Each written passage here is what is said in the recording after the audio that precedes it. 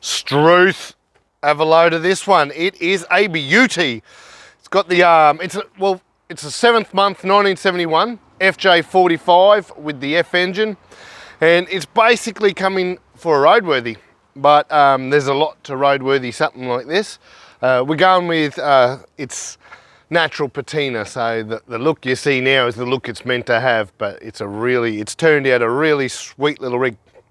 It's spent its whole life in Mount Larkham. One owner, a farm. It was picked up on a farm and made its way to the new owner, and he's got a couple of them. He's actually, if you've been watching some of our content, you've seen I did the drought run for the Drought Angels, and the guy organising the whole run did it in his HJ45. Well, now it's time to get his FJ45 on the road. What have we done with it? What haven't we done with it? It's been pretty intense. One of the big things is the loom. We've put the ACL. A lot of people probably realise now, if you don't, we sell the ACL looms, and they're custom made here in Southeast Queensland. We fit them as well, so you can have a FJ45 or a 12HT in a 40. There's a big series of questions, so they're so custom, and this one, very early car, has an original loom or a replica original loom in there. Under the bonnet you'll see the buzz bar. They're sourced genuine, so there's a lot of genuine stuff going on here. We don't muck around. ACL don't muck around with their looms. They make really good quality. You get what you pay for, and this one has come up really nice. So we've supplied and fitted the loom, and just to get the engine running, everything needed tuning, right through from the desi, new points, leads, coil, absolutely everything. Underneath, the owner he's a hands-on guy, so he's done bushes, terrain tamer, shocks himself. He's sandblasted and painted the chassis. It's come up really nice. So we'll go into the interior in a minute, and he's orchestrated some really cool stuff in there. But for us, involved in plumbing it up is a lot of new stuff too, so a lot of new genuine stuff. Your mirror arms, period correct, genuine indicators, side and front, all period correct. This one changed his mind a little bit, had a brand new bumper bar. Look at the patina of the thing. She is a farm rig, going for that look. Found a bull bar on Marketplace that's done a few miles, looks like a cattle grid or a farm gate, so perfect for this rig. So he's throwing that on there, and it just fits the look of this rig. But there's a little bit going on inside as usual, so let's come and have a look.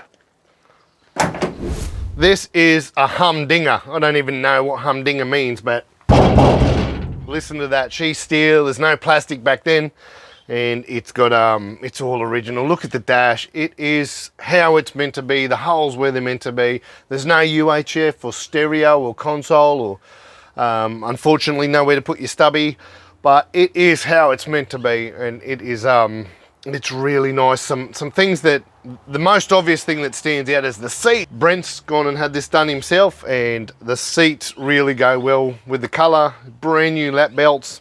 You'll notice underneath the fuse box has been replicated again. Nice work, ACL. This is why we want to sell these type of products. It's a replica.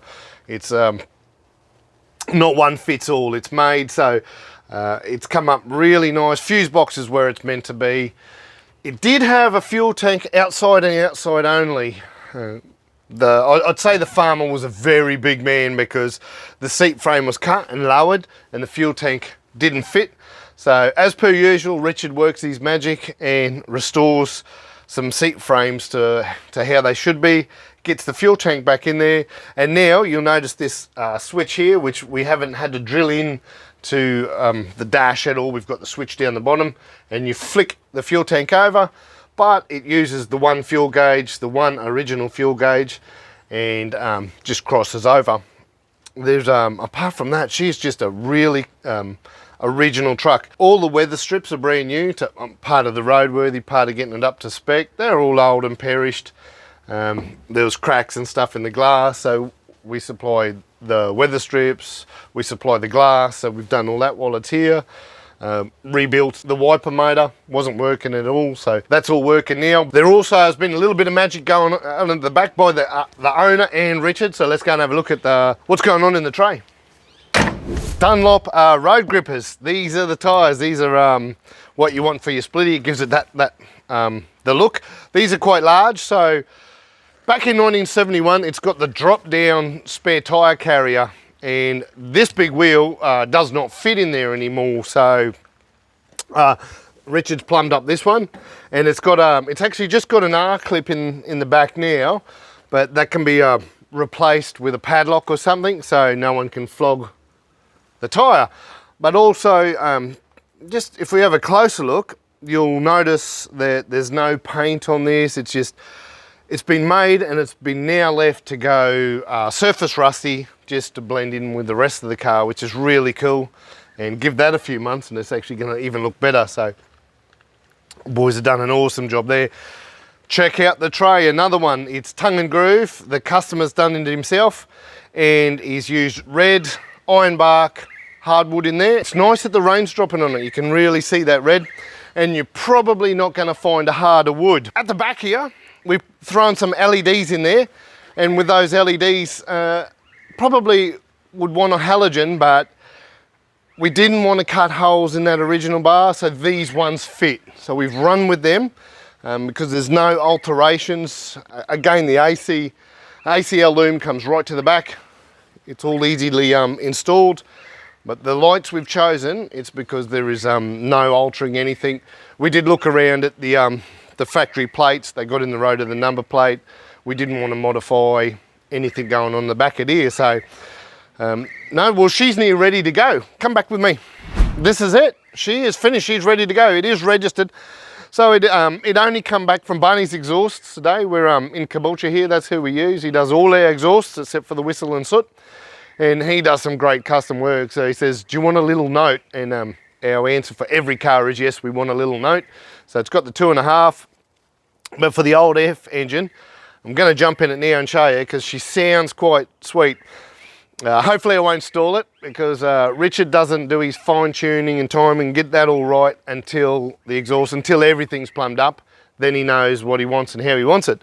But let's just jump in it straight away. I'll cover these seats. I don't want to put my dirty ass on them, but I'll cover these seats and just listen to the little note of the F engine.